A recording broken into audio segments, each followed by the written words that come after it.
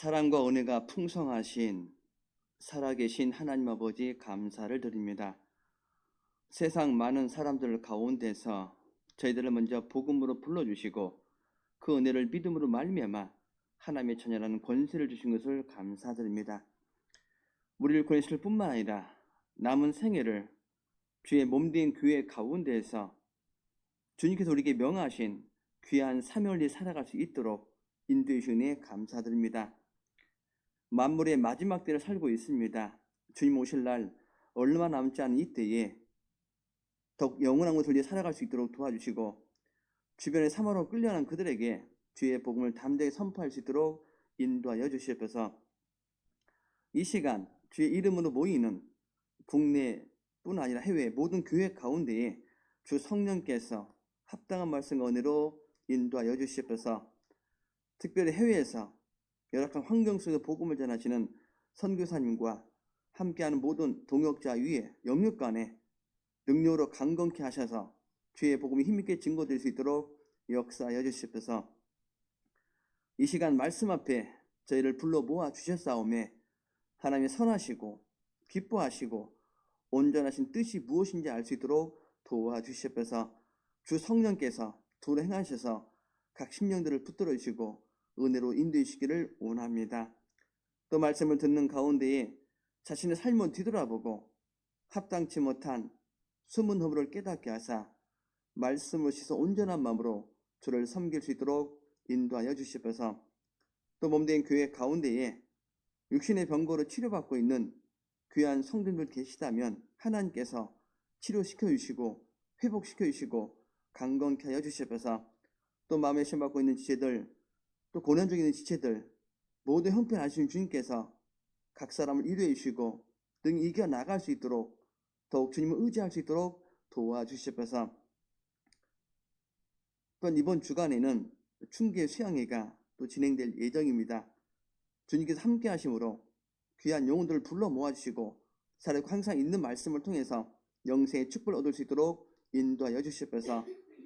말씀을 전한 지 입술도 주님 주관해 주시고 듣는 모든 사람도 주 성령께서 함께 해주시기를 원합니다. 또한 이를 위해 수고하신 모든 손길마다 주의 은혜와 사랑으로 인도하여 주시옵소서. 오늘 모든 시종을 자비하신 주의 능력길에 의탁을 드리며 우리를 언제나 사랑하시는 예수님의 이름으로 감사하며 기도드립니다. 아멘. 성경 말씀 신약 성경 고린도전서 13장입니다.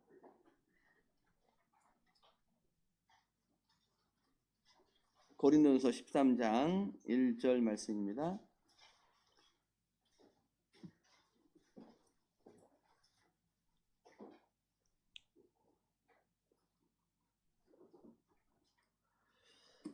(13장) 1절부터 7절까지를요. 13장 1절부터 7절까지 홀수절은 제가 있고요. 짝수절은 우리 성도님께서 읽으시면 되겠습니다. 내가 사람의 방언과 천사의 말을 할지라도 사랑이 없으면 소리나는 구리와 울리는 꽹과리가 되고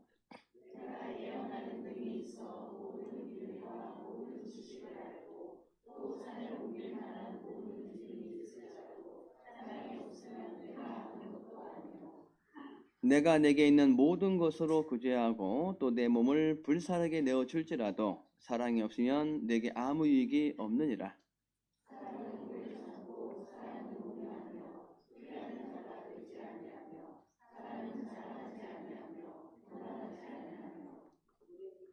불의의 행치 아니하며 자기 유익을 구치 아니하며 성내지 아니하며 악한 것을 생각지 아니하며 7절 같이 읽겠습니다. 모든 것을 참으며 모든 것을 믿으며 모든 것을 바라며 모든 것을 견디느니라. 자, 인사드리겠습니다. 안녕하세요. 주 안에서 평안하셨습니까? 네. 주일날 교회 오는 발걸음이 어떠세요? 즐거우셨어요? 네. 매번 주일날 모이긴 하지만 주일날 기쁜 마음으로 즐거운 마음으로 함께하는 귀한 시간이 되기를 바랍니다. 신앙생활은 즐거운 거예요? 괴로운 거예요? 말씀은 그렇게 하시는데 어떤 분은 얼굴은 별로 이렇게 안 즐거우신 거. 근데 신앙생활은 고난이 없는 게 아니잖아요. 이스라엘 백성도 이집트에서 탈출할 때는 참 좋았는데 광야 40년 세월이 육신적으로 참 고난의 길입니다. 물론 하나님께서 분명한 목적을 가지고 지나가는 거라고 우리에게 말씀을 하고 있습니다. 예수님이 부활하신 이후에 하신 말씀 가운데요, 제자들에게 너희에게 평강이 있을지어다 라고 말씀하셨습니다. 그 첫 번째 평강이 있을지어다 말씀은 너희 모든 죄를 내가 다 갚았으니 이제는 너희 영혼에 평강이 있을지어다. 그리고 또다시 한번 너희에게 평강이 있을지어다. 이 두 번째 평강에 대한 말씀은 제자들을 보내는 가운데 평강이 있기를 원하노라. 우리 구원받을 때 영혼의 평강이 이루어졌습니다. 또 신앙생활 가운데요, 마음의 평강 가운데 주님은 살기를 원하셔요. 근데 우리 마음을 자꾸 요동치는 것들이 많잖아요. 변화되지 않는 육신의 어떤 소욕을 통해서, 또 세상 어떤 풍속이나 그런 걸 통해서 또 한 가지는 마귀가 우리를 자꾸 충동질시킵니다.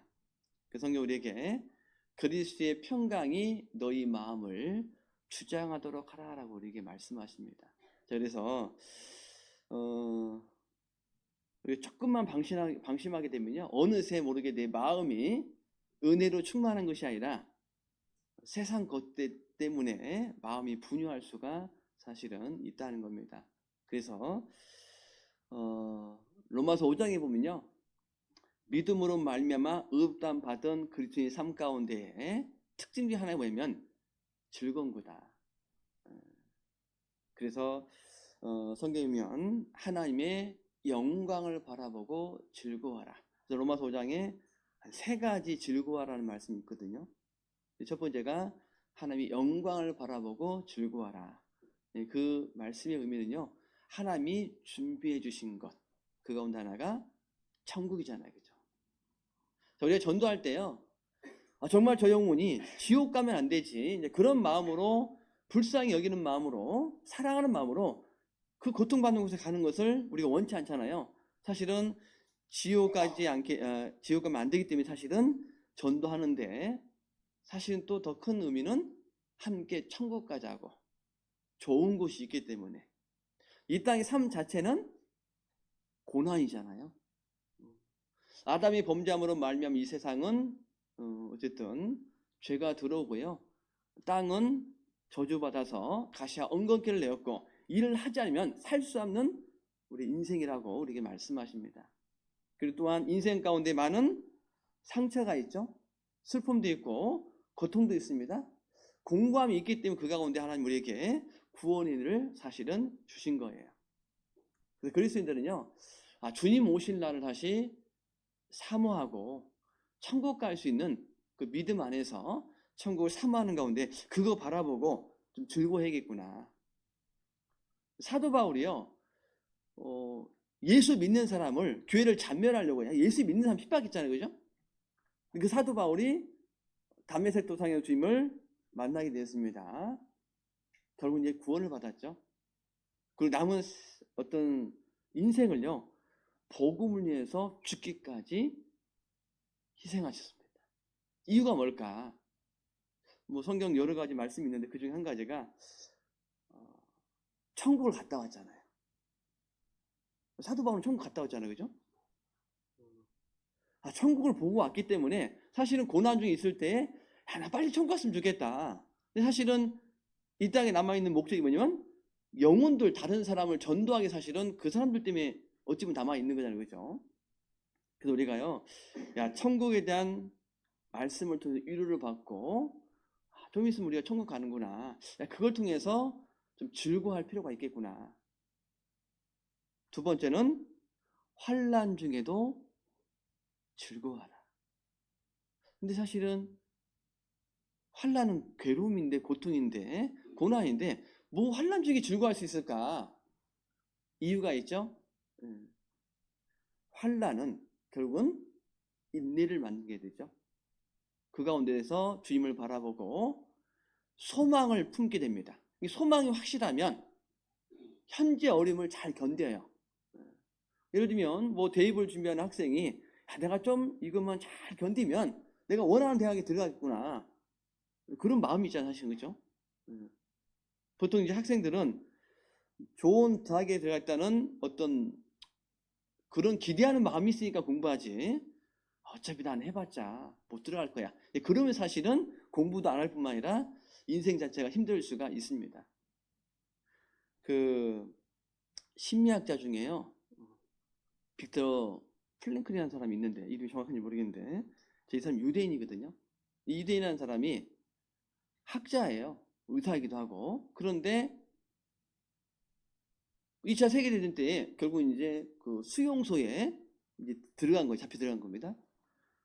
어쨌든 이제 언제 죽을지 모르잖아요. 근데 이분이 학자다 보니까 이 자기도 포로 생활하고 있는, 수용소 생활하고 있는데 다른 사람을 이렇게 보는 거예요. 이 보다 보니까 어떤 사람은 일주일 만에 돌아가시고 죽기도 하고, 어떤 사람은 한 달 쭉 보면서 누가 이렇게 빨리 죽을까? 똑같은 환경인데. 아, 이제 죽는구나 라고 체념하면 이 사람, 저 사람 언젠간 죽겠구나, 얼마 안 돼서 죽겠구나. 근데 오래 버티는 사람은 뭐냐면 내가 반드시 여기서 살아나야겠구나, 살아나가서 내 가족을 만나야겠구나, 살아나서 내가 원하는 걸 해야겠구나, 그런 사람은 잘 견디는 거예요.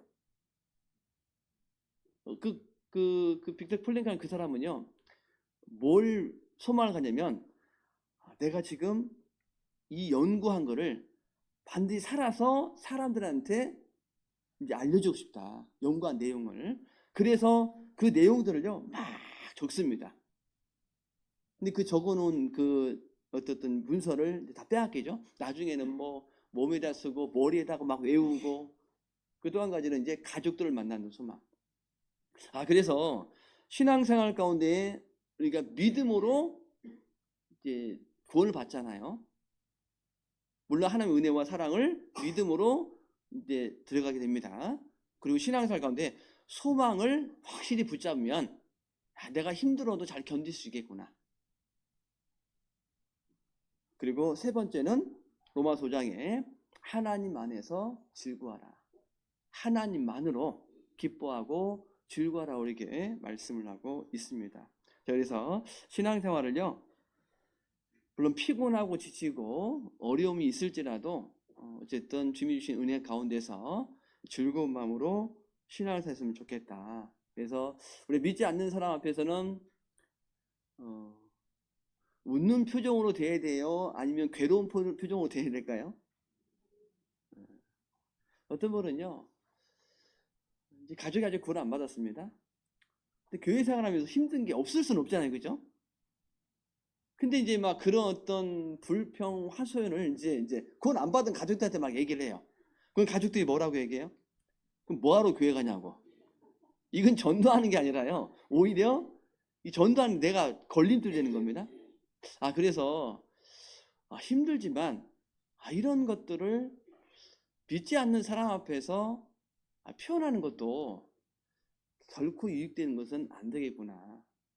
그래서 즐거운 마음으로 좀 하시면 좋겠다는 생각이 듭니다. 오늘은 고린도서 13장에 있는 말씀은 아주 유명한 말씀인데, 제목을요, 그리스도인의 온전한 인격. 물론 이 인격에 대한 부분들은 구원받은 사람만이 행할 수가 있을 겁니다. 그래서 고린도서 13장 4절부터 7절까지 15가지 사랑의 구체적인 모습을 말씀하십니다. 물론 이 말씀에 대한 내용은 바로 예수님에 대한 인격을 말씀하고 있는 겁니다. 하나님이 세상을 이처럼 사랑하사, 세상에 있는 나를 사랑해서. 또 요한서에 보면 하나님이 우리를 사랑하신 사랑 우리가 알고 믿었느니 하나님은 사랑이시라. 하나님은 사랑 그 자체죠. 예수님도 사랑 그 자체고 바로 주님의 인격이 사랑이라고 우리에게 말씀하십니다. 그래서요, 예수님의 삶 가운데 특히 요한복음 13장에 말씀하시길요. 새 계명을 너희에게 주노니 서로 사랑하라. 내가 너희를 사랑하지 너희도 서로 사랑하라. 너희가 서로 사랑하면 이로써 모든 사람이 너희가 내 제자인 줄 알리라. 신앙이 성장한다는 것은 무엇을 말할까? 자기 삶 속에서 사랑이 나타나는 거예요. 신앙의 연수가 오래됐다고 해서 저절로 성장하는 것이 아니라 말씀 안에서 점점 예수님을 닮아가면 사랑이 이렇게 전해지면 그게 신앙의 성장이라고 말씀을 드릴 수가 있다는 겁니다. 그래서 우리 시대에 교회가 참 많습니다. 그런데 놀라운 건 세상은 점점 피폐해지고 있죠. 이유가 뭐냐면 교회가 없어서 그런 게 아니라요. 사랑을 나타내야 되는데 그 사랑 나타나는 것이 너무나도 약하다는 겁니다. 그래서 성경 우리에게요. 서로 사랑하라 우리에게 말씀을 하고 있는 겁니다. 뭐 사랑은 혼자 하는 게 아니잖아요. 그죠? 성경 보면 서로 사랑하라, 서로 봉사하라, 서로 대접하라. 서로 하는 거예요. 일방적으로 하는 것이 사실은 아니라는 겁니다. 이 성경에 보면요. 신약 성경에 믿음의 사도하면은 사도 바울입니다. 그 소망의 사도하면은 베드로예요. 특히 베드로 전서를 통해서 고난 중에 있는 그리스도인들에게 보낸 편지 가운데 이 소망에 대한 것들을 말씀하고 계셔요. 그리고 사랑의 사도면 누굴까요? 사도 요한입니다. 요한복음, 요한 1, 2, 3서, 그 다음에 요한계시록 이렇게 사랑을 쭉 말씀하시는데요. 사실 이제 사도 요한도 어쨌든 이제 돌아가시 전까지 계속 어쨌든 사랑에 대한 메시지를 많이 했어요. 이 제자들이 하도 왜 사랑에 대한 말씀을 하시냐고, 또 다른 설교 없냐고, 또 다른 설교를 하노니 서로 사랑하라. 그 한 시골에요. 연세 있으신 목사님이 이제 부임을 받았는데 처음 설교를요. 서로 사랑하라는 말씀하셨어요. 먼저는 하나님 사랑을 말씀하시고 하나님 나를 이처럼 사랑했는데 예수님이 죽으심을 말미암아 우리 모든 죄를 다 갚아주시고 우리가 구원받았다. 얼마나 감사하냐. 그 사랑이라는 말씀을 드렸어요. 그 말씀을 드리니까 막 성도들이요. 너무 은혜가 되는 겁니다.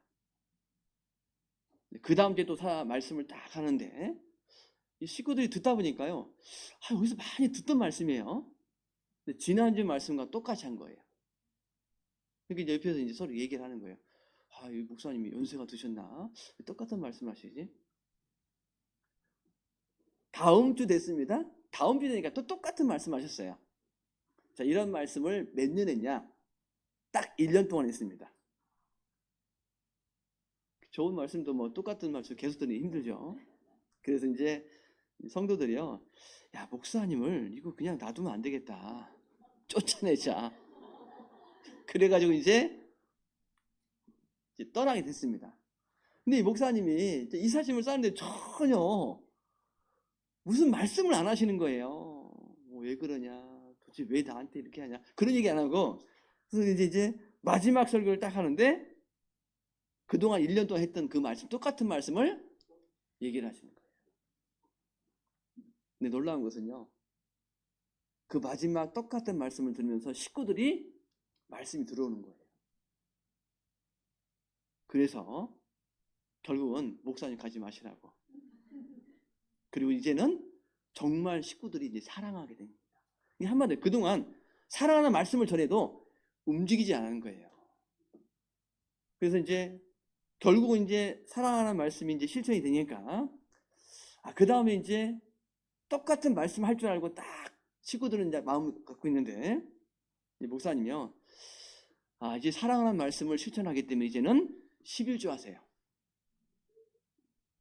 구원받았으면 헌금 생활해야 됩니다. 11조는 내 모든 것이 하나님께 하는 표를 하나님께 드리는 겁니다. 그 말씀 듣고 11조 했을까 안 했을까요? 안 하면 1년 동안 말씀을 하는 거예요. 그잖아요. 그러니까 식구들이 1년 동안 사랑에 대한 말씀을 듣고 안 하니까 계속 말씀 들었는데 이거 11주 말씀 들어서 안 하면 계속 11주만 얘기할 것 같아서 그 식구들이 막 하게 되는 겁니다. 이제 11주 하고 나니까 이제는 다른 말씀, 이제는 봉사하세요. 그러니까 교회 가운데요 성령의 역사로 말미암아 하나님의 역사가 많이 나타났다는 겁니다. 그래서 우리가 신앙 가운데요 시작 자체가 사랑이잖아요. 그리고 신앙생활 모든 전반적인 삶 자체가 바탕이 뭐냐? 사랑입니다. 이 고린도 교회는요 모든 구변과 말도 잘했어요. 모든 지식과 모든 은사가 풍족함으로 이 고린도 교회가 받은 게 많아요. 근데 이 고린도서 읽어보면요 문제가 많은 교회예요. 뭐 문제가 없는 교회는 없습니다. 그럴까 안 그럴까요? 이 세상에 완전한 교회 있어요 없어요? 없어요.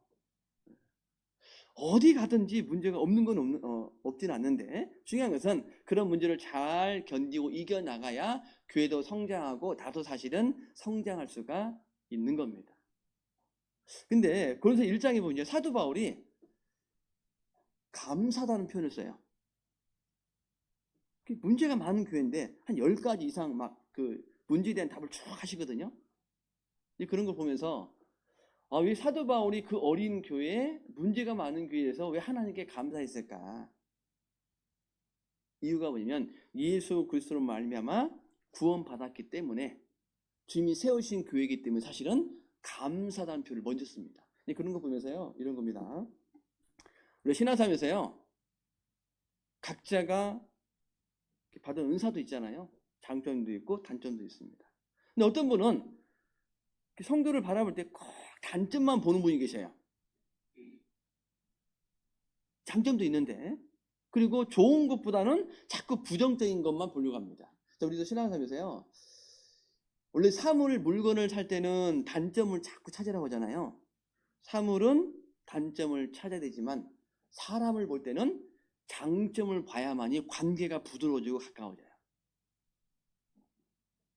근데 사랑하면은 모든 게 좋아 보여요. 그럴까 안 그럴까요?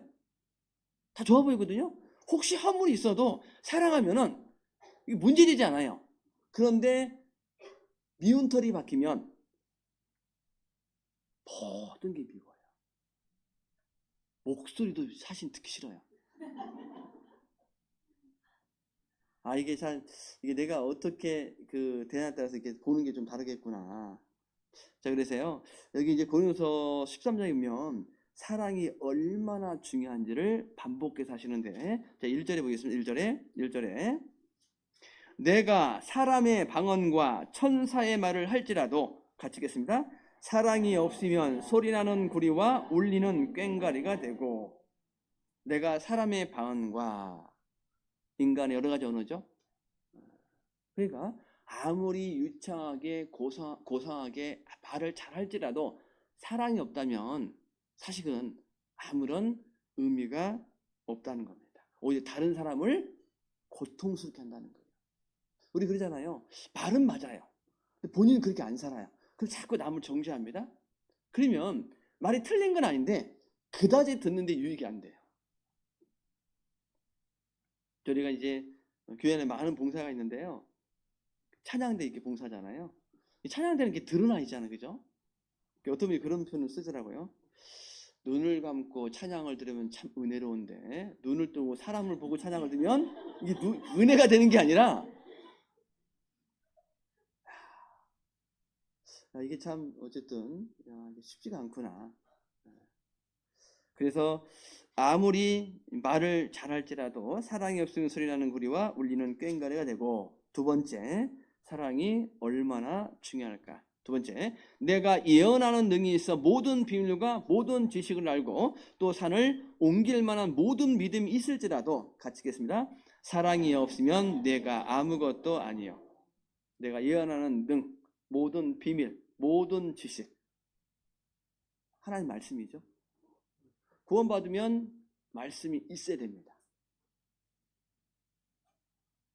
그래서 말씀은 혹 있을지라도 사랑이 없으면 능력이 안 난다. 베드로서 1장이면 믿음의 7층집이 있습니다. 믿음 위에 7층집인데 믿음이 첫 번째가 덕이에요. 덕. 구원은 받았는데 인격적으로 미숙해가지고 덕이 안 돼가 자꾸 이렇게 부딪히는 분들이 계세요. 그런 모습들이 다시 따듬어져야 되거든요. 그리고 믿음 위에 덕 위에 지식, 구원받고 뭐 인격은 어쨌든 성품은 좋은데 중요한 것은 지식이 없어요. 말씀이란 지식이 없으니까 가끔 세상으로 휩쓸려 나가요. 가끔 이상한 말씀에 쓸려 나갑니다. 믿음 위에 덕 위에 지식뿐만 아니라 그 위에 절제가 필요하죠. 말씀을 들을 뿐만 아니라 그 말씀의 삶 가운데서 실천할 수 있는 절제가 필요하다. 그리고 그 가운데 인내, 끝까지 인내하는 게 필요하죠. 그리고 경건에, 그리고 형제 우애에, 마지막 끝에 보면 사랑을 공급하라 우리에게 말씀하고 있습니다. 지식은 많은데 사랑이 없으면 사람은 교만해지고, 지식은 없는데 사랑만 자꾸 갖게 되면 이게 인정으로 이렇게 휩쓸릴 수가 있어요. 자, 그래서 우리가 지식과 사랑 사실 다 필요하다는 걸 말씀을 드릴 수 있고요. 그리고 고린도서 13장 3절에 보면 내가 내게 있는 모든 것으로 구제하고 또 내 몸을 불사르게 내어 줄지라도 같이 읽겠습니다. 사랑이 없으면 내게 아무 유익이 없느니라. 내 몸을 불사르게 내어 줄지라도 순교의 자리까지 참여하는 그런 헌신을 말하는데, 근데 여기 보면 사랑이 없어도 가능하다. 이 사랑은 뭘까? 물론 아가페 사랑입니다. 세상도 보면 이런 사랑이 없어도요, 자기의 뭐 이렇게 뭐 휘발해가지고 막 불 해가지고 가끔 죽는 사람들 있잖아요, 그죠? 그래서 제 1절부터 3절까지 내용을 통해서요, 중요한 것은 사랑이 정말 중요하다. 그 사랑이 뭐냐면 하나님의 사랑입니다. 그래서 이 사랑은요, 사실 막연합니다. 추상적이에요. 자기는 사랑한다고 생각하는데 실질로 보면 사랑이 아니에요. 어쨌든 사랑이 무엇이냐고 물으신다면 이게 참 막연하잖아요, 그죠? 사랑은 한마디로 예수님입니다. 예수님의 삶 자체가 사랑의 모습이에요. 그러니까 우리가요, 내가 사랑하는 걸 어떻게 알 수 있을까? 예수님의 본을 내가 그대로 살아가면 내 삶 속의 사랑이 나타나요. 근데 여기 보면 4절부터 7절까지 15가지가 있는데, 살펴보겠습니다. 사랑은 오래 참고, 그리고 7절에 모든 것을 참으며 모든 것을 믿으며 모든 것을 바라며 모든 것을 견디느니라. 시작은 오래 참는 거죠. 근데 끝에도 모든 것을 견디느니라. 한두 번 참는 게 아니라요, 오래 참는 것이 사랑이다. 자, 보세요. 하나님이 우리를 오래 참으셨기 때문에 우리가 구원받은 거예요. 전도할 때도요, 갈라서 6장에 있는 말씀처럼 선을 행하되 낙심하지 말지니 피곤하지 아니하면 때가 이름에 거두리로다. 내가 하나님에 대한 사랑, 그 이뤄진 영혼된 사랑이 크면 클수록 전도할 때에 이게 1년 만에 전도가 안 될 수도 있고 10년 만에 전도가 안 될 수 있는데, 그 영혼을 사랑한다면, 그 사람이 살아있다면 내가 전도할 수 있는 기회를 하나님 주시는 거잖아요, 그죠? 사랑은 오래 참는 거다. 요한복음 14장에 보면은 예수님께서요, 자기 사람을 사랑할 때 끝까지 사랑하시리라. 가룟 유다조차도 자살만 안 했으면 사실은 부활한 주님을 만났을 거 아니에요, 그죠? 근데 우리는요, 잘 못 참아요. 인내심이 부족한 것 같아요. 점점 그런 것 같아요. 근데 한국 사람은, 저도 한국 사람이지만 급해요. 세상인도 마찬가지입니다. 어떤 일에 꾸준하게 성실하면 결과적으로 빛을 보잖아요, 그죠? 예전에 제가요, 첫 목회지가 이제 시골 목회지를 갔는데 청년 이상 18분이더라고요. 청년에 1명. 근데 이제 그 전도하고 이렇게 교제하면서요, 어떤 구원받고 오신 분이 그런 간증을 하시더라고요. 이제 군청에서 이제 그 업자를 불러가지고 이제 관정 전 땅 속에 이게 보링해가지고 물을 그거를 이제 하거든요. 근데 어쨌든 다른 데 또 뭐 똑같은지 모르겠지만 물이 나와야 돈을 줘요. 그런데 업체가 가서 딱 뚫었는데 물이 안 나오네요. 또 옆에 옮겼어요. 뚫었는데 물이 안 나와요. 점점 돈은 들어갑니다. 그래서 장비 놔두고 도망갔어요. 이제 공무원들이 다른 업자를 불렀어요. 딱 불렀습니다. 그 근처에 가서 또 뚫었어요. 한 방에 물이 나왔어요. 한 방에. 똑같은 지역인데. 왜 차이가 있는지 물어봤는데 이렇게 조사해 보니까 전에 업체는 뚫어봤자 깊이가 270m까지 안 팠는데 뚫었는데 두 번째 온 업체는 273m를 뚫었습니다. 얼마 차이예요? 조금만 더 했으면 그러잖아요, 그죠? 우리도 그러잖아요. 전도할 때 이 사람 조금만 더면 구원받을 수 있는데 내가 지레 포기하는 건 아닐까? 이스라엘 백성들이 여리고성 함락시킬 때도 한 바퀴 돌고 하루에 마지막에 7바퀴 돌고 세상에 나팔 부면서 소리를 질러야 그게 무너지잖아요, 그죠? 근데 무너지기 전까지 아무런 반응이 없잖아요, 그죠? 근데 하나님이 이 사람의 성품을 알기 때문에 주의사항을 줬습니다. 말하지 말라고. 자, 그래서 우리가 사랑은 오래 참는 거구나. 모든 것을 견디는 거구나. 그리고 이 5절에 보면요. 사랑이 뭘까? 무례히 행치 아니하며 라고 되어 있죠. 무례히. 이 무례가 뭐예요? 예의 없는 거예요. 근데 가끔 이제 그 신앙생활, 교회 생활 하다 보면요. 무례하신 분들이 계세요. 그것 때문에 상처받는 분이 계십니다. 그것 때문에 때로는 교제를 떠나는 분들이 계셔요. 어떤 분은 나는 원래 이러는데 어떡하냐고. 아니, 고치려고 노력을 해야지. 그잖아요.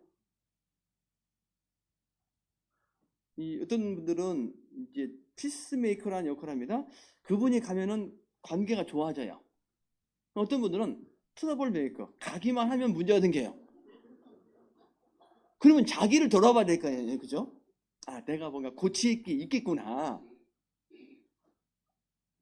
자, 그래서 우리가요, 너무 친하다 보니까 말을 때로는 함부로 쉽게 하게 된다. 조심해야 됩니다. 이 자매들 이렇게 교제하다 보니까요, 어떤 분들 이렇게 와서 얘기해요. 뭐 친하다고 생각할 수 있는데 자꾸 반말한대요. 듣는 분이 기분 나쁘잖아요. 나이 차이가 없는 것도 아닌데. 또 가서 그 교제하면은 내가 언제 반말했냐고 또 그래요. 이게 참 매사에 조심하지 않으면 괜히 은혜 받으러 교회 갔다가 마음만 불편하게 올 수 있겠구나. 그런 생각을 좀 갖게 됩니다. 그리고 이제 5절에 보면 사랑이 뭘까? 자기의 유익을 굳이 아니하며. 사랑은 주는 거예요, 받는 거예요? 이거는 사랑해본 사람만 합니다. 사랑은요, 주면서 기뻐요. 신기하죠? 내 것을 주는데 기뻐요. 그럼 내가 신앙생활을 좋아서 하는 건지 사랑해서 하는 건지 그걸 어떻게 알 수 있을까? 어려움이 딱 닥치면 딱 드러나요. 내가 인간적으로 그냥 좋아서 하는구나. 그러면 실험은 안 해버려요. 그런데 정말 주님의 사랑으로 하게 되면요, 이런 겁니다. 힘들어도 자기 이치를 지켜요. 자, 예를 들면 이런 겁니다. 고양이는 쥐를 사랑해요, 좋아해요? 지금 쥐를 볼 일이 없긴 한데, 저 어렸을 때는 막 자고 있으면 천장에서 툭툭툭툭툭툭 막 이렇게 돌아다니는데, 만약에 고양이가 쥐를 머리가 어떻게 된지 사랑하게 됐어요. 근데 배고파요. 식욕이란 욕심이 올라옵니다. 사랑해요. 사랑하는 대상이에요. 잡아 먹어요, 안 잡아 먹어요? 좋아하면 잡아먹는데 사랑하면 내 욕심을 포기합니다. 그러니까요, 이런 겁니다. 좋아하는 것은 자기 욕심을 챙기는 거고, 사랑하는 것은 내 욕심을 포기하는 겁니다. 그래서요, 내가 신앙을 살면서 주님 사랑하는 마음으로 신앙을 사는지, 자기 좋아서 하는 건지, 그런 것도 생각해 볼 수가 있다는 겁니다. 그래서 왜 자기 유익을 굳이 안 해야 될까? 여기 앞에 고린도전서 10장 볼까요? 고린도전서 10장. 고린도전서 10장에 보면 23절에 모든 것이 가하나 모든 것이 유익한 것이 아니요 모든 것이 가하나 모든 것이 덕을 세우는 것이 아니니. 24절 말씀 같이 읽겠습니다. 누구든지 자기의 유익을 굳이 말고 남의 유익을 구하라. 이 사랑이에요. 우리가 참는 것도요, 사실은 그 사랑을 이루어가기 위해서 사실 참는 겁니다. 교회가 평안한 가운데 평안한 가운데 교회가 이렇게 진행되는 것은요, 누군가는 인내심을 갖고 참기 때문에 교회가 덜 시끄러운 거지. 만약에 자기 하고 싶은데 할 말 다 해버리면 교회가 조용해요, 시끄러워요? 시끄러워요. 그러면 얼마 안 되신 분들은 뭐 교회가 이러지? 에이, 딴 데 가야지. 그런 분들이 생길 수도 있겠다. 23절이면 모든 것이 가하나 모든 것이 유익한 것이 아니요 모든 것이 가하나 모든 것이 덕을 세우는 것이 아니니. 이 말씀을 통해 우리가 신앙을 살면서요, 이게 틀린 문제는 아니에요. 때로는 이 문제가 내가 하는 말이 연약한 지체에게는 문제가 될 수가 있어요. 그러면 신앙이 조금 성장하신 분들은, 믿음이 강하신 분들에게 말을 조심해야 된다. 그분의 신앙을 위해서 내가 배려하는 거죠. 그게 사실 사랑입니다. 왜 남의 유익을 구하라고 말씀했을까? 32절에 보면, 33절 보겠습니다. 33절 말씀 같이 읽겠습니다. 나와 같이 모든 일에 모든 사람을 기쁘게 하여 나의 유익을 구치 아니하고 많은 사람의 유익을 구하여 저희로 구원을 얻게 하라. 중요한 것은 이런 삶을 통해서 다른 사람의 복음을 전하기 위해서, 그 사람이 구원받기 위해서, 자기의 유익을 구취하는 것은요, 한마디로 희생하는 거예요. 한 알의 밀이 땅에 떨어져 죽지 아니하면 한 알 그대로 있고 죽으면 많은 열매를 맺느니라. 예수님이 죽으심으로 주님이 첫 부활의 열매로 어쨌든 부활하셨고, 그리고 이제 구원받을 영혼들이 많이 생긴다고 우리에게 말씀하시잖아요. 그래서 우리가 입당식 할 때 항상 하시는 말씀 3가지가 있어요. 첫 번째는 합심이잖아요. 마음이 모아지지 않으면 사실은 한 역사를 경험하기는 어렵습니다. 두 번째는 순종이죠. 순종을 하자면 주님의 역사와 능력을 경험하기도 어렵습니다. 그 세 번째는 희생. 자기만 자꾸 이게 자기 욕심만 챙기기 시작하면요, 나를 통해서 전도가 안 될 뿐만 아니라 교회를 통해서 사실 전도하기가 쉽지가 않다는 것들을 볼 수가 있습니다. 그래서 32절에 유대인에게나 헬라인에게나 하나님의 교회나 같이 읽겠습니다. 거치는 자가 되지 말고. 우리는 서로 간의 관계 속에서요, 다른 분이 신앙이 성장할 수 있도록 내가 디딤돌이 돼야 돼요. 자칫 잘못하면 그분의 신앙에서 내가 걸림돌이 될 수 있겠구나 라고 하는 것들을 생각하는 게 필요할 겁니다. 자, 그리고 고린도전서 13장 5절 말씀입니다. 13장 5절에 무례히 행치 아니하며 자기 유익을 구치 아니하며, 그 다음 말씀 같이 읽겠습니다. 성내지 아니하며 악한 것을 생각지 아니하며. 됐습니다. 여기 이제 8번째가 뭐냐면 성내지 아니하며, 이게 사랑이라고 말씀하셔요. 그래서 요 말씀에 대한 내용으로요, 남은 시간 한번 말씀을 드리고자 합니다. 이 사랑은 성내지 않는 것은 상대방에게 상처를 입지 않는 거다. 그런데 나에게 힘들게 하는 사람에게도 똑같이 맞대응하는 것이 아니라 상처 주지 않는 것이 사랑이다라고 말씀하세요. 근데 우리는 본성적으로 나에게 힘들게 하면 나 똑같이 힘들게 하고 싶은 마음이 올라와요. 나한테 요구하면 나도 똑같이 요구하고 싶은 마음이 올라오고, 나한테 함부로 대하면 나도 똑같이 함부로 대하고 싶은 마음이 본성적으로 올라와요. 근데 그리스도인들은 세상 사람처럼 똑같이 대응하면 안 돼요. 똑같이 하면 안 믿는 사람과 다를 게 없다는 거예요. 여기 성경 말씀 베드로전서 볼까요? 베드로전서 2장 보겠습니다.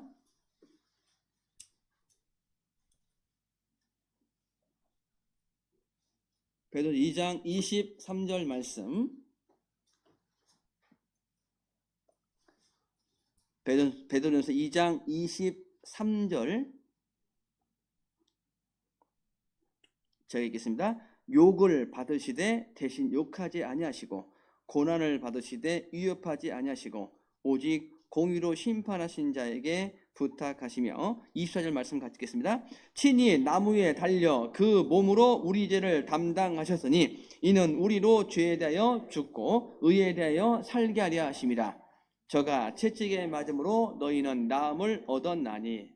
자, 여기면 욕을 받으시되 대신 욕하지 아니하시고 고난 받으시되 위협하지 아니하시고, 우리는 욕을 얻어보면 똑같이 욕하고 싶은 마음이 올라오는데 그러지 말라는 거죠. 우리가 그 사람의 마음이 깊은지 얕은지 어떻게 알 수 있을까? 우물이 깊은지 얕은지 알 수 있는 것은 돌을 딱 던져보면 이게 던진 순간 오는 소리에 따라서 깊은지 얕은지 알 수 있잖아요. 그죠? 우리도 마찬가지입니다. 사람의 말에 의해서 내가 어떻게 반응하냐에 따라서 내가 마음이 깊은지 얕은지 그게 딱 나타나요. 우리가 이제 스트레스라는 걸 받잖아요. 스트레스. 이 스트레스라는 것이 외부의 자극에서 내적으로 나타난 반응을 말하는데, 이 스트레스도요, 물론 여러 가지가 있습니다. 좋은 스트레스도 있고 안 좋은 스트레스 있어요. 대부분 안 좋은 스트레스인데, 우리가 이제 인생 살면서 약간의 긴장도 필요합니다. 신앙을 살면서 긴장을 내려놓으면 욕심대로 살아가요. 이런 거예요. 우리가 사람 관계 속에서 어떤 자극을 받을 때 즉각적으로 감정적으로 반응하는 것은 마음이 얕은 거예요. 미성숙한 겁니다. 그러려면 딱 어떤 자극을 받을 때가 즉각적으로 반응을 보이는 것보다는 자극과 반응 사이에서 약간의 완충 공간, 조금 시간을 두고 객관적으로 내가 올바른 감정을 보이는 그런 선택이 사실은 필요한 겁니다. 그런 게 사실은 쉽지는 않아요. 그러려면 평상시에 마음을 넓혀야 되죠. 그 마음을 넓힐 수 있는 것은 인간적인 노력과 의지만 가지고 되는 게 아니에요. 특히 그리스도인들은 말씀을 묵상하고 기도하는 가운데 사실은 내가 점점점 예수님을 닮아갈 수가 있다는 겁니다. 그래서 23절, 24절 말씀 가운데 이런 겁니다. 욕을 받았으면 똑같이 하고 싶은, 누가 봐도 이건 정당한 거 아니냐, 자기 권리를 주장할 수 있는데, 그리스도인들은 자꾸 권리만 주장하다 보면 관계가 안 좋아져요. 권리를 주장하는 것이 아니라 내가 해야 될 의무를 다하는 게 필요합니다. 근데 예수님이 이 땅에 오신 목적이 뭐냐면 우리 구원해 주러 오셨잖아요. 그죠? 죽으러 오신 거예요. 그리고 나를 욕하는 그 부분은 누구한테 맡겨? 하나님께 사실 맡긴 겁니다. 여기 23절에 욕을 받으시되 대신 욕하지 아니하시고 고난을 받으시되 위협하지 아니하시고 오직 공의로 심판하신 자에게 부탁하시며, 예수님이 맞대응한 것이 그것을 하나님께 일단 맡기고, 24절에 친히 나무에 달려 그 몸으로 우리의 죄를 담당하시니, 그럼 내가 해야 될 의무를 다하면 되는 거예요. 그럼 하나님이 관계를 좋게 만듭니다. 또 잠언 16장에 보면 사람의 행위가 여호와를 기쁘시게 하면 그 사람의 원수라도 그로 더불어 화목하게 하신다고 말씀하십니다. 그래서 여기 2장 21절 말씀 보시겠습니다. 2장 21절. 이를 위하여 너희가 부르심을 입었으니 그리스도도 너희를 위하여 고난을 받으사, 같이 읽겠습니다. 너희에게 본을 끼쳐 그 자취를 따라오게 하려 하셨느니라. 너희에게 본을 끼쳐 그 자취. 예수님의 흔적이죠. 결국 여기 이를 위하여, 그 이를 위하라는 말씀이 20절의 중반절에 오직 선을 행함으로 고난을 받고 참으면. 그래서 우리가요, 즉각적으로 어떤 내 안에 있는 감정들을, 특히 이제 어떤 분노의 부분들을 즉각적으로 표출하는 것은 관계가 좋아지는 것이 아니라 서로 갈등과 어려움을 겪을 수가 있다는 겁니다. 그래서요, 우리가 이제 전도할 때도 참 이게 잘 참아야죠. 전도할 때 열받을 일이 있어요, 없어요? 많잖아요. 전도 안 하면 열받을 일이 없어요, 관계 속에서. 있잖아요, 다 좋은데 꼭 말씀을 들으라고 하면은 막 얼굴 상대방이 막 무슨 원수처럼 여기는 경우 가끔 있잖아요, 그죠? 이게 영적인 싸움이기 때문에요. 근데 거기에 감정에 말려 들어가면 내가 지는 겁니다. 그러잖아요. 성경에 보면, 복음서에 보면 자기 집안 식구가 원수라고 표현되어 있잖아요. 나는 좋은 걸 주려고 하는데 저 사람은 그건 안 받았기 때문에 나를 힘들게 만들고 귀찮게 하고 어렵게 하냐. 그리고 성도의 관계 속에서 사실은 안에 계신 분이 올라올 수 있잖아요, 그죠? 그런 것도 잘 다스리는 게 사실은 필요하다는 겁니다. 그래서 3장 10절에 보면 3장 10절 말씀을 보시겠습니다. 3장 10절에 그러므로 생명을 사랑하고 좋은 날 보기를 원하는 자는, 그 다음부터 11절까지 같이 읽겠습니다. 혀를 금하여 악한 말을 그치며 그 입술로 괴유를 말하지 말고 악에서 떠나 선을 행하고 화평을 구하여 이를 좇으라. 생명을 사랑하고, 이 생명은 영원한 생명입니다. 우리가 복음을 전하려면 생명을 사랑하고 좋은 날 보기를 원하는 자는, 주님을 볼 날을 원하는 자에게는 혀를 금하여 입을 자기가 잘 통제해야 되죠. 그리고 악한 말을 그치며 그 입술로 괴유를 말하지 말고. 자, 그래서요, 우리가 인생 살면서 이게 참 이게 분만 성질만 잘 죽이면은 관계가 참 좋아질 텐데 그것 때문에 어려움을 겪을 수가 있겠구나. 그래서요, 왜 하나님은 사랑이 성내지 않는 거라고 말씀했을까? 그리고 왜 성내지 말라고 하나님 말씀하셨을까? 내가 만약에 성을 내기 시작하면, 분을 내기 시작하면 어떤 결과가 주어질까? 성질 내지 말라는 이유가 있는데, 야고보서 1장 보겠습니다. 야고보서 1장. 자, 베드로전서 앞에 있는데요. 야고보서 1장 19절 말씀입니다.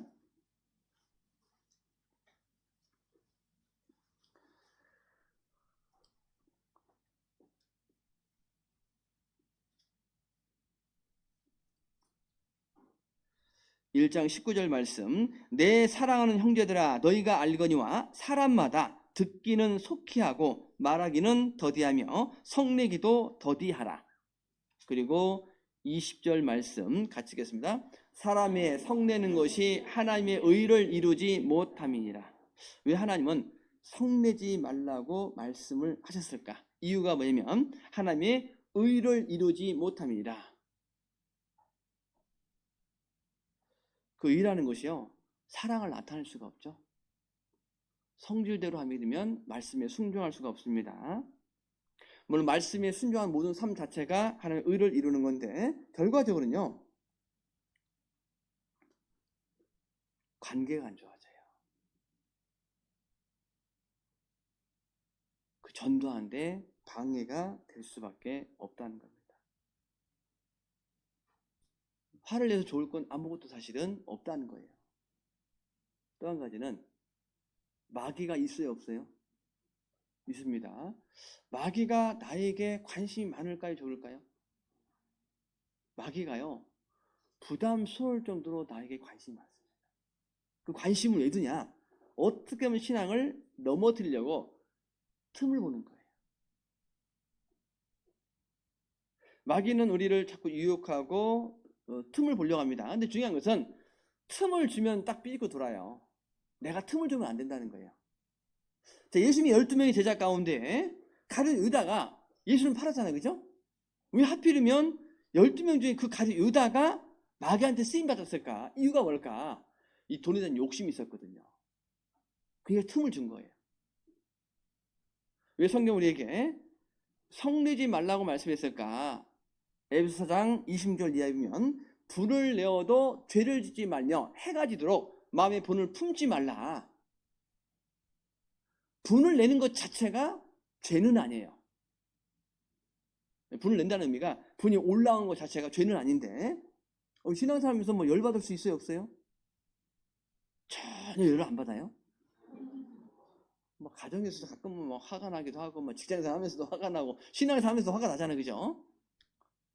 아직은 죄성이 있기 때문에 분이 올라올 수는 있지만 그게 오래 품고 있거나 표출하게 되면 그게 죄로 연결되고 무엇보다도 성경 우리에게 말씀하시기를 마귀로 틈을 타지 못하게 하라라고 말씀하세요. 그러니까 세상 염려가 들어와도 마귀가 틈을 타게 되고 분을 이렇게 내어도요. 그럼 마귀가 틈을 탄다고 우리에게 말씀하고 있다는 겁니다. 보통 사람이 이렇게 막 싸울 때 보면요. 큰 일 때문에 싸우는 게 아니라 사소한 것 때문에 그 작은 것이 결국 큰 문제로 발전되는 것을 볼 수가 있습니다. 자, 우리는요. 이런 겁니다. 상처를 받아야 안 받아요? 상처 받거든요. 그런데 나도 다른 사람한테 상처를 줘요, 안 줘요? 사실 주고 받아요. 무슨 거래는 아닌데 사실은 이게 교회 안에 있다 보면 이렇게 생활 상담 하잖아요. 이분은 이분 때문에 힘들대요. 근데 또 이분은 또 이분 때문에 힘들어요. 그러고 보면 우리는 상처받을 수밖에 없는 연약한 존재라는 걸 사실 먼저 인정하는 게 필요해요. 그리고 사람 관계 속에서요, 이런 겁니다. 저분의 어떤 태도나 어떤 표정들이 안 좋을 때가 있잖아요, 그죠? 그럼 이렇게 생각하는 게 좋습니다. 나 때문에 저 상태가 된 게 아니라 저분 현재 지금 삶이 힘들구나 라고 생각하는 것이 내가 마음 안에서 혹시 상처를 받을지라도 이걸 잘 넘길 수가 있다는 겁니다. 그리고 혹 내가 남을 상처를 입혔다면 사실 먼저 가서 사과하고 관계를 회복하는 게 좀 필요하죠. 근데 생각보다 자기가 잘못한 것을 잘 몰라요. 그리고 억지로 막 관계 회복하려고 상대방을 인정도 안 하고 하는데 자꾸 교제하기 시작하면요. 관계가 어려울 수가 있다는 겁니다. 자, 그래서요. 특히 이제 교회 안에 봉사의 직분을 갖고 있는 사람일수록 조심해야 돼요, 말을. 그리고요, 저 이제 임원들한테 그런 말씀을 드리는데, 자꾸 이제 약간 좀 이제 흥분한 게 이제 약간 이제 격해가지고, 그런 표정보다는 웃으셔요. 웃으면 건강해졌습니다. 근데 이제 전도 집회를 하다 보면요, 새로 오신 분들 있잖아요. 오시면은 그런 표현을 쓰시는 분이 처음 왔는데, 야, 식구들이 표정이 밝더라. 젊으신 분들이 봉사를 하더라. 마음이 열린 거예요. 제가 보니까 하나님이 그것만 보게 하신 것 같아요. 그것만. 그러지 않아요? 교회 안에 있다 보면 그런 것만 있는 게 아니잖아요. 막 주방에서 막 예민하게 막 그 희한한 어떤 이게 그런 분위기가 있더라고 보니까요. 그래서 형제하고 자매들은 이게 좀 다른 것 같아요. 확실히 달라요. 자, 그래서 이 탈무드에 보면 랍비가 한 내용인데 이런 내용이 있습니다. 비용은 들지 않지만 많은 걸 줄 수 있다. 근데 주는데도 내가 손해보지가 않아요. 그리고 주는 이가 가난하게 되지 않으면서도 받는 이들을 풍요롭게 한다. 아무리 부자라도 이것이 필요 없는 사람도 없고 아무리 가난해도 이걸 못 할 만큼 가난한 사람도 없다. 그 다음에 쭉 내용이 있는데 그게 뭐냐면 웃는 거예요. 밝은 표정으로. 그리고 또 이런 겁니다. 속에서는 이제 막 불편해요. 그렇다고 속에 있는 불편을 얼굴 다 표현을 하면 돼요, 안 돼요? 애들은 다 표현하잖아요. 어른인데 그렇게 표현하면 어찌 보면 좀 안쓰러워요. 어떤 분들은 그거 외식하는 거 아니냐고. 아니, 그러면 마음에 있는 감정 다 표출하는 게 그게 좋은 모습이에요? 아니잖아요. 예를 들면 이런 거잖아요. 아침에 일어났습니다. 피곤해요. 직장 가면은 살이 안 좋은 사람도 있습니다. 에이, 나 오늘 출근 안 해. 그러면 이제 집안에서 이제 아내가 왜 그러냐고 얼마나 속 터져요, 그죠? 우리가 그러잖아요. 직장도 내가 가기 싫어도 가야잖아요, 그죠? 마음의 감정이 편하지 않죠. 가는 겁니다. 신앙생활도 사실은 마찬가지라는 거예요. 자, 그래서 웃는 건 좀 많이 하고 화내는 건 자꾸 이게 내가 좀 절제하는 게 좀 필요하겠다. 그래서 우리 신앙생활에서요, 인생 가운데 왜 내가 이렇게 분이 올라올까? 어떤 분들은 이제 기질적으로 다혈질이라는 분이 계세요. 다혈질. 이게 참 이제 본인도 힘들 것 같고 주변 사람도 힘들 것 같고, 그리고 어떤 경우는요, 마음에 탁 열받으면 얼굴이 벌게 확 변하는 분이 계세요. 그 자기도 모르잖아요, 그죠? 이것도 참 훈련이 좀 필요하겠구나. 그리고 서로를 이제 사랑의 전제는 이해가 필요한데 이해하려면 서로 알아야 하잖아요, 그죠? 우리가 신앙생활에서요, 뭐 5년, 10년, 20년 신앙사면 저분이 어떤 말을 하더라도 어떤 상황인지를 이해하잖아요, 그죠? 근데 이제 그걸 알면서도 나도 열받아요. 이제 그럴 때가 있잖아요, 그죠? 자, 그래서요, 우리가 신앙생활 가운데 이런 겁니다. 사람으로 하여금 너무 지나치게 기대하지 말자. 어찌 보면 저분은 나름대로 최선을 다하고 있는 건 아닐까. 내가 기준을 딱 정해가지고 이 정도는 안 하려면 내 안에서 막 분이 올라올 수 있거든요. 제가 이제 저도 전도인들 이제 일정 기간이 있으면 이제 옮기잖아요. 저도 이제 몇 번 옮겨봤는데 옮겨서 어떤 분이 와가지고 그런 말씀 하시더라고요. 목사님 기대한다고. 부담이 확 올라와가지고 그 제가 기대할 게 아니라 기도해 주잖아요, 그죠? 뭐 전도인은 사람 아니에요. 우리는 완전하지 않잖아요. 어쨌든 하다 보면 부족한 게 있고 이게 허물들이 보일 수 있잖아요, 그죠? 사실은 기도를 해줘야 돼요. 특히 앞에 있는 일꾼들을 위해서 기도 많이 해줘야 됩니다. 앞에 있는 일꾼들은 봉사하는 거잖아요. 근데 어떤 분은 당연히 임원들한테 왜 안 해주냐고 막 당당하게 막 요구하는 분이 계시는데 너무 좀 과한 거죠. 물론 당연히 임원은 맡겨진 직분을 잘 해야 되지만 주변 분들이 잘 세워줘야 돼요. 그리고 기도해줘야 됩니다. 도와줘야 돼요. 도와주질 않으면서 자꾸 이런저런 얘기하기 시작하면요, 앞에 있는 분들이 그걸 이겨나가야 되는데 그걸 이기지 못하면 이게 푹 마음이 꺼져요. 그러면 이제 봉사가 즐거운 마음에 하는 것이 아니라 내가 이제 올해만 하고 내년 안 해야지. 그런 마음이 올라올 수 있습니다. 그러니까 사실 봉사는 기쁜 거고 즐거운 거고 하나님의 은혜와 능력을 경험할 수 있는 가장 가까이 사는 역사를 볼 수 있는 기회잖아요, 그죠? 그래서 사실은 교회 안에 일꾼들이 자꾸 나와야 됩니다. 연말 되면 목사님 어떤 봉사라도 좀 시켜주세요. 그게 아니라 목사님 내년에 1년 쉬겠습니다. 그러면요, 이제 담임 전도인 입장에서는요, 이제 걱정이 잘 어떤 규제를 해서 또 할 수밖에 없을 것 같습니다. 그래서 인간 역사 가운데 최초의 살인자가 누구예요? 가인. 가인이 자기 동생을 죽였죠. 사실 가인과 아벨이 하나님께 예물을 드렸습니다. 드렸는데 가인 입장에서는 내가 열심히 농사져가지고 농산물을 하나님께 드렸으니까 당연히 받을 거라고 기대를 했는데 그 기대가 무너진 거예요. 이게 이제 분이 올라온 거예요. 성경에 보면 죄의 소원은 내게 있으나 너는 그것을 다스려라. 하나님이 안 받아주시면 자기를 돌아보면 되잖아요. 그죠? 근데 이제 이게 마음에서 이제 분이 올라오는 거예요. 또 성경에 보면요. 이 성경에 이제 많은 인물들인데요. 그 가운데 성경 요나서 보겠습니다. 구약 성경 1289페이지. 요나서 소선지서 가운데 있는데요. 요나서 1289페이지.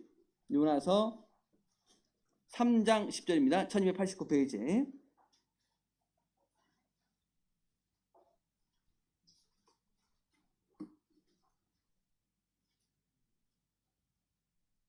(1289페이지) 요나 3장 10절 말씀. 하나님이 그들의 행한 것 곧 그 악한 길에서 돌이켜 떠난 것을 감찰하시고 뜻을 돌이키사 그들에게 내리리라 말씀하신 재앙을 내리지 아니하시니라. 4장 1절입니다. 요나가 심히 싫어하고 노하여 여호와께 기도하여 가로되. 요나가 심히 싫어하고 노하여 화가 났죠. 요나는 처음부터 사실은 니느웨성에 안 갔잖아요. 다른 데 가다가 이제 고생하다 결국 이제 갔는데 하나님 메시지를 전해줬는데 니느웨는요, 아수르국가는 이 이스라엘 입장에서는 원수국가잖아요. 그죠? 요나 입장에서는 육신적으로 저 원수국가가 망하길 기대해서 당연히 저런 나라는 망해야 돼. 근데 여기 보면 니느웨 성 안에 왕부터 시작해서 모든 사람이 회개하니까 심판이 임하지 않은 겁니다. 망해야 되는데 망하지 않은 거예요. 요나의 기대가 무너진 거잖아요. 그래서 4장 9절 말씀입니다. 4장 9절 말씀을 같이 읽겠습니다. 하나님이 요나에게 이르시되 내가 이 박넝콜로 인하여 성냄이 어찌 합당하냐? 그가 대답하되 내가 성내어 죽기까지 할지라도 합당하니이다. 이 정도면 보통 성경 아니죠?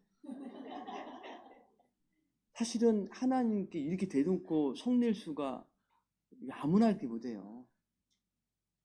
근데 요나는 인간적으로 생각하면 이해가 된다. 원수가가 당연히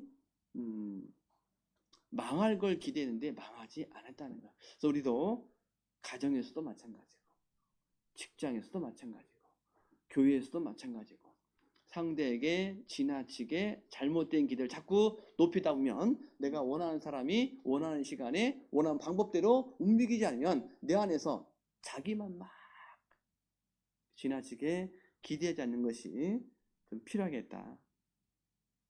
그 두 번째는요, 이런 겁니다. 가인이 아벨을 쳐 죽인 것 가운데 하나는 아벨이 비교 대상자가 된 거죠. 비교하기 시작하면 결과적으로는 경쟁 대상자입니다. 그래서 우리 시대 가인 컴플렉스라는 그런 단어를 썼는데 이게 뭐냐면 동료들에게 지나치게 경쟁 의식을 느끼는 사람의 경우를 가인 컴플렉스 이렇게 표현합니다. 자, 우리나라가요, 얼마 전에 유튜브 보니까 그런 내용이 있더라고요. 미국의 신경 끄기 그 관련된 책을 쓴 작가가 있습니다. 그 사람 유튜브 이 내용 올라온 거 보니까요, 전 세계에서 가장 우울한 나라가 어떤 나라일까? 어느 나라일 것 같아요? 한국. 가장 우울한 나라가 한국이다. 그래서 직접 우리나라 와가지고 이제 다 이게 원인 분석합니다. 원인 분석 중에 하나가 면 유교에서 수치심을 그려왔고, 그리고 또 한 가지는 지나친 경쟁의식. 1등이 아니면 안 될 것처럼 자꾸 남과 비교한다는 거예요. 그것 때문에 사실은 행복지수가 생각보다 우리나라가 OECD가 꼴등이에요. 옛날보다 그래도 잘 사는 거 아니에요? 그래 안 그래요? 잘 살아요. 근데 상대적인 빈곤감. 남들은 이렇게 살고 저렇게 살고 이것저것 다 하는데 나는 뭐야? 이것도 못하고 저것도 못하고. 그러니까 늘 불평하는 거예요.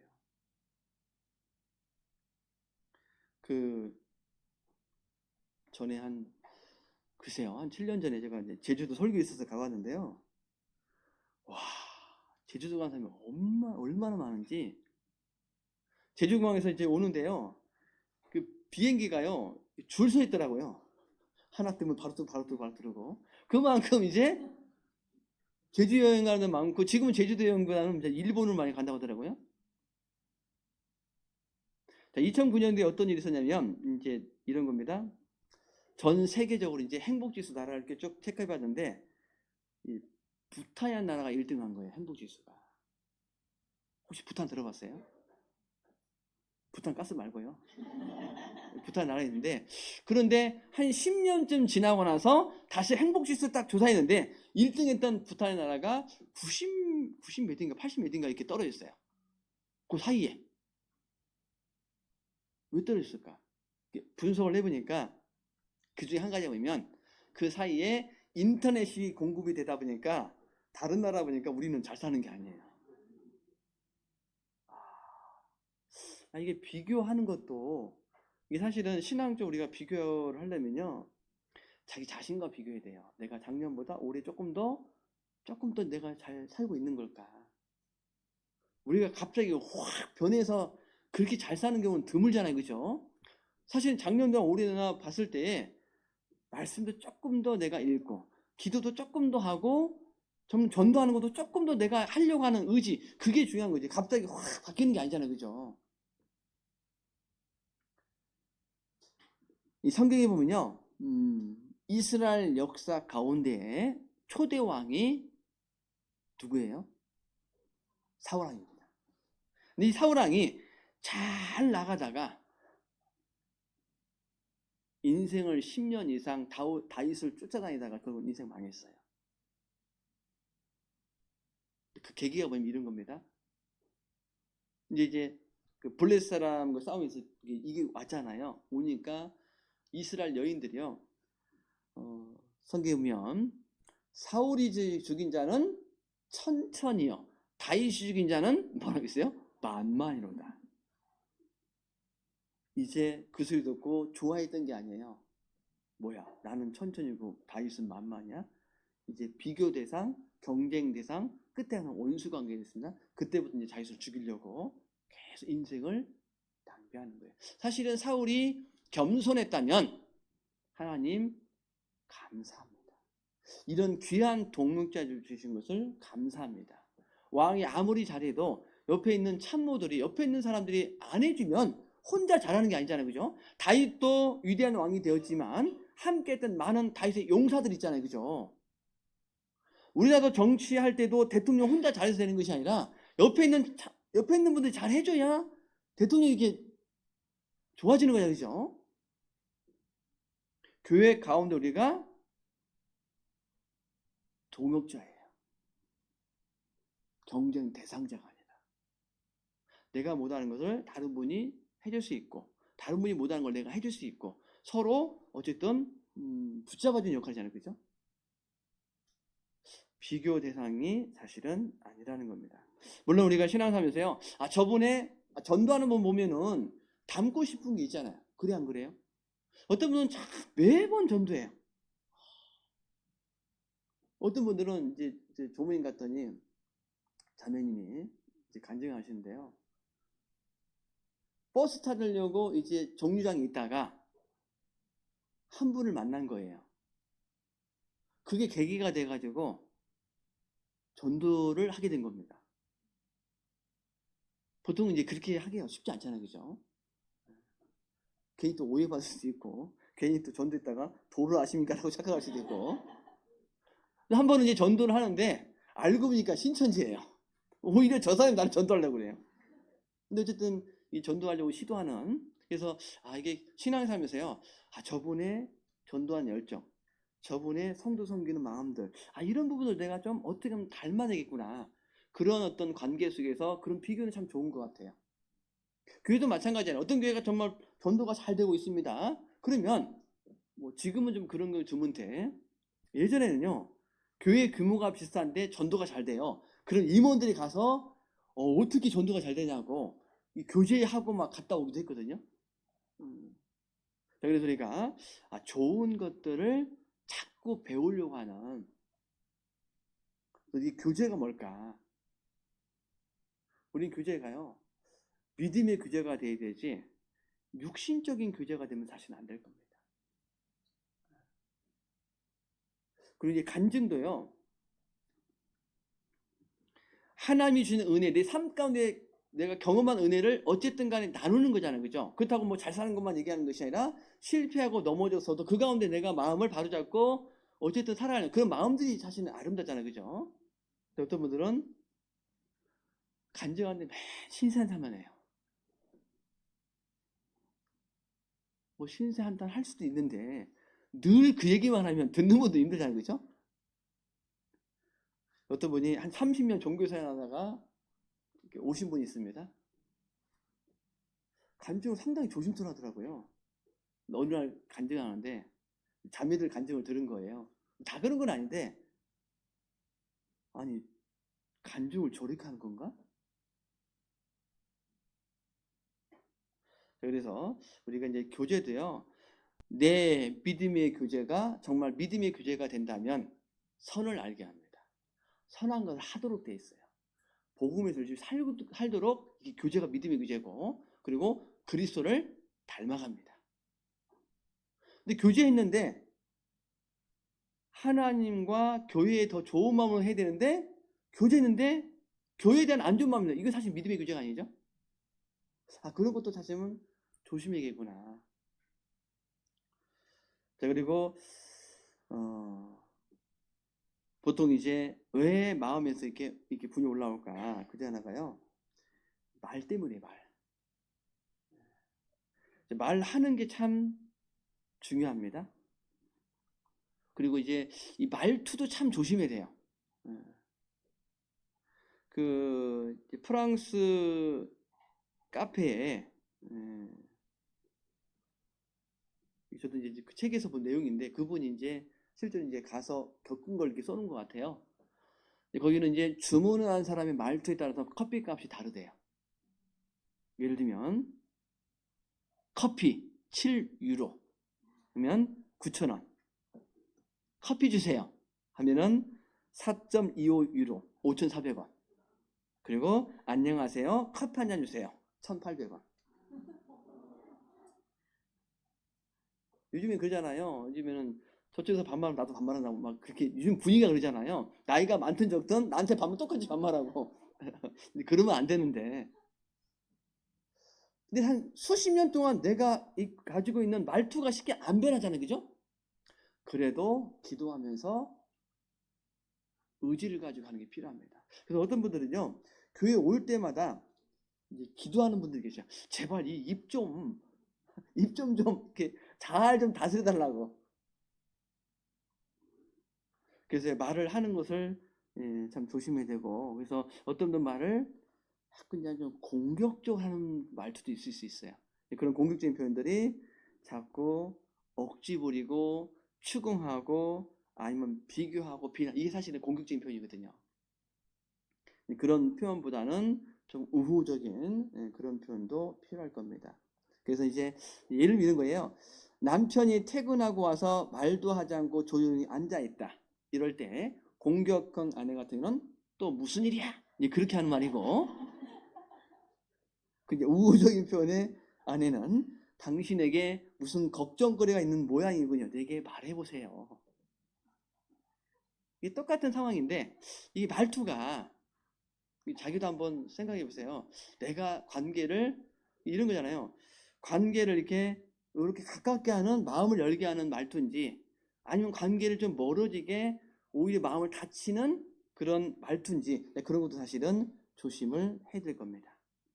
그래서 우리가요, 말하는 것도 조심해야 되지만 중요한 것은 듣는 것도 조심해야 돼요. 어떤 분은 오해해서 들어가지고 관계가 안 좋은 경우도 있습니다. 이 사울이 왜 그 인생을 그렇게 낭비했을까? 귀가 얇은 거예요. 성경 사무엘상 24장 볼까요? 사무엘상 24장. 사무엘상 24장.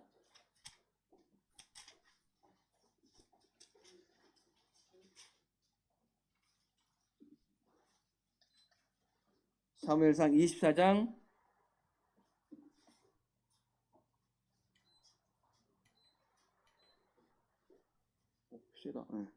24장 9절 말씀. 네. 8절부터 읽겠습니다. 구약 성경 450페이지. 사무엘상 24장 8절부터 읽겠습니다.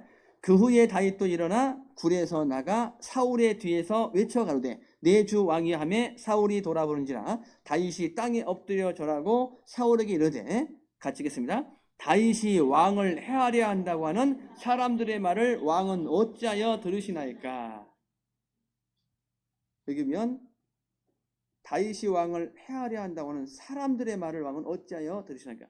이 사람들의 말, 실제는 안 그러잖아요, 그죠?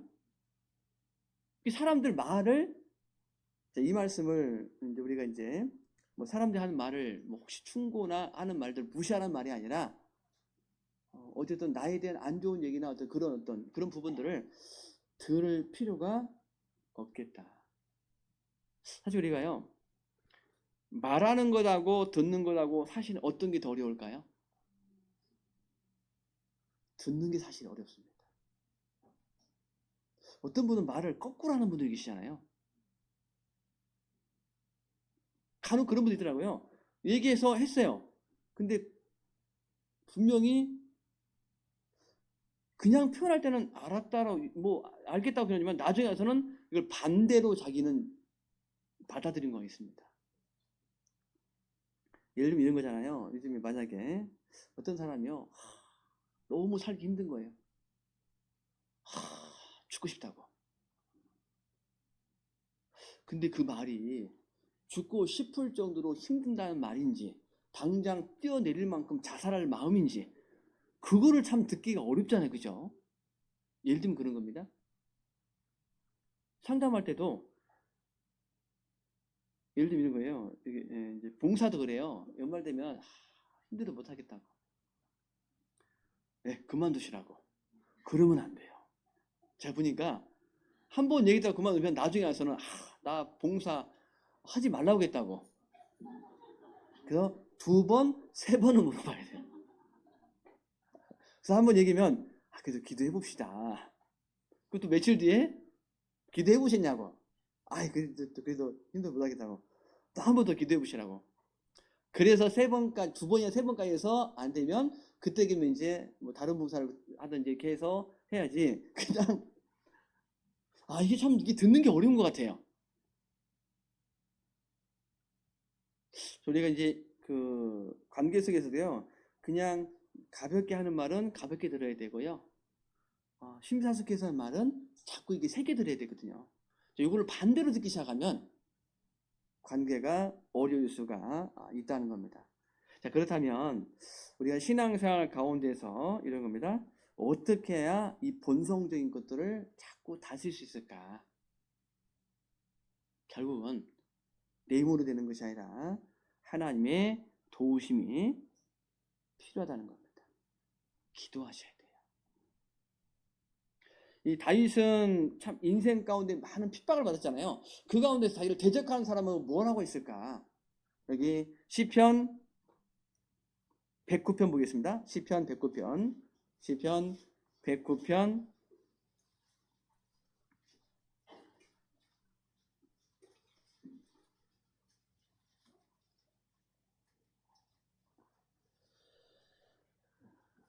109편 2절 말씀입니다. 시편 109편 2절 말씀. 대저 저희가 악한 입과 괴사한 입을 열어 나를 치며 거짓된 혀로 내게 말하며 또 미워하는 말로 나를 두르고 무고히 나를 공격하였나이다. 나는 사랑하나 저희는 도리어 나를 대적하니. 같이 읽겠습니다. 나는 기도할 뿐이다. 먼저는 기도하는 게 필요하죠. 이 분이라는 게요, 이런 거잖아요. 나한테 그게 집중되면, 이 자칫 잘못하면 화병이 생기잖아요. 잘못하면 우울증이 생기고. 근데 이 분노를 남한테 이렇게 하면은 공격적으로 끔찍한 일을 겪을 수도 사실은 있다는 겁니다.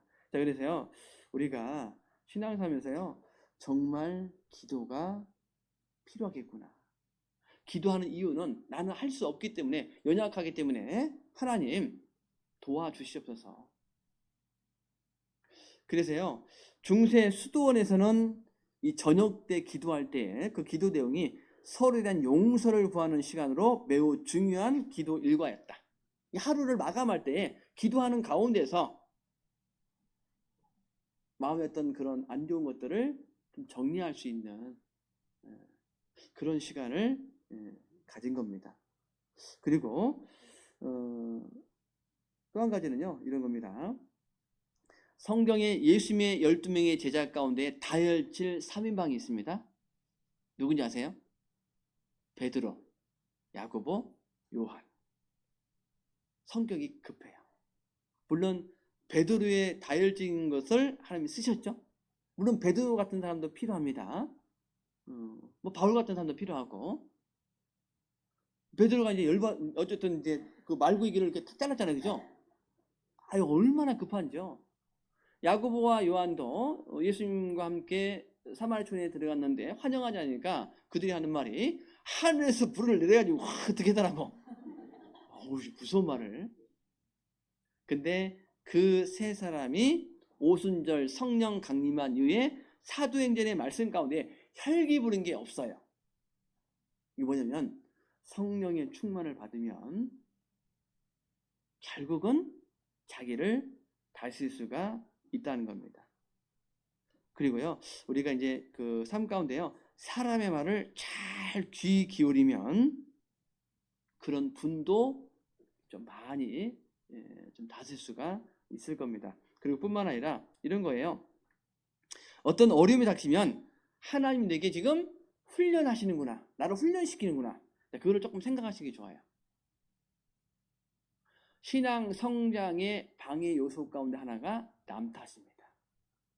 뭔 일 터지면 누구 때문에, 환경이 이래서, 나 이래서 안 되고 합리화시키잖아요, 그죠?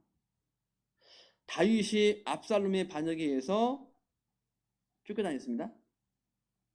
그때 시므이라는 사람이 피 흘린 자여 가거라 왕한테 그랬잖아요. 그때 옆에 있는 참모가 저 하찮은 사람이 감히 왕을 조져다니 내가 죽여버리겠다고. 그때 다윗이 어떻게 했냐면요, 성경 사무엘하 16장 보겠습니다. 사무엘하 16장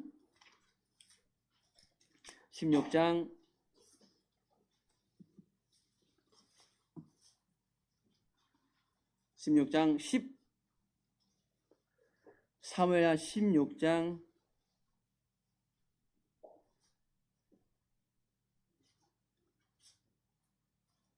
9절 말씀부터 보시겠습니다. 사무엘하 16장 9절. 수리아의 아들 아비새가 왕께 여짜오되 이 죽은 개가 어찌 내 주 왕을 저주하리까? 청컨대 나로 건너가서 저의 머리를 베게 하소서. 왕이 가로되 수리아의 아들들아, 내가 너희와 무슨 상관이 있느냐? 저가 저주하는 것은 여호와께서 저에게 다윗을 저주하라 하심이니 내가 어찌 그리하였느냐 할 자가 누구겠느냐 하고. 11절 말씀 같이 읽겠습니다. 또 아비새와 모든 신복이 이르되 내 몸에서 난 아들도 내 생명을 해하려 하거든 하물며 이 베냐민 사람이냐? 여호와께서 저에게 명하신 것이니 저로 저주하게 버려두라. 여기 있는 말씀 다윗은 결국은 그 과정을 통해서 하나님 앞에 자기를 본 거잖아요. 그렇다고 시므이가 저주하는 것이 잘했다는 게 아닙니다. 그 시므이가 저주하는 것도 잘못한 거죠. 그 보응은 다윗의 아들 때 가서 사실은 보응을 받게 됩니다. 그죠? 네. 자, 그래서 우리가 오늘 그리스도인의 온전한 인격, 즉 사랑인데 여러 가지 말씀인데 그 가운데 하나가 사랑은 성내지 않는 거다. 이것만 잘 다스리면 관계도 사실은 좋아지는 겁니다. 그래서 어쨌든 상대방이 이렇게 다 똑같이 반응을 보이는 게 올바른 모습이 아니죠. 그래서 이런 말이 있는데 향나무는 자기를 찍는 도끼 날에도 향을 묻혀 떠나보낸다. 사실 그리스도인들이 그래야 되는 참 어렵잖아요, 그죠? 그러면 이게 말하는 것도 다스리려면요, 이게 마음을 다스리잖아요. 근데 그 마음도 말씀이 들어가야 성령 하나님이 말씀을 내 마음을 다스려요. 그래야 말도 다스려집니다. 그래서 우리 신앙생 가운데요, 이렇게 말씀 생활이 얼마나 중요한지를 좀 생각하면 좋겠습니다. 같이 기도하겠습니다. 우리를 사랑하시는 하나님 아버지 감사드립니다. 우리를 그와 같이 버려두지 아니하시고 예수 그리스도의 보혈 피로 말미암아 하나님의 자녀라는 권세를 주신 것을 감사드립니다. 무엇보다도 마지막 시대에 복음이 역사하는 교회에서 신앙생활 할 수 있도록 인도해 주신 데 감사드립니다. 우리에게 맡겨진 귀한 사명을 온전히 행할 수 있도록 도와주시옵소서. 이적의 몸된 교회를 세워주셨사오매 담임 목사님을 중심으로 한 마음과 한 뜻으로 복음의 시간에서 협력할 수 있도록 도와주시옵소서. 이 시간 이 모든 것 주 성령께 함께 하시길 원하며 우리를 한결같이 사랑하시는 예수님의 이름으로 감사하며 기도드립니다. 아멘.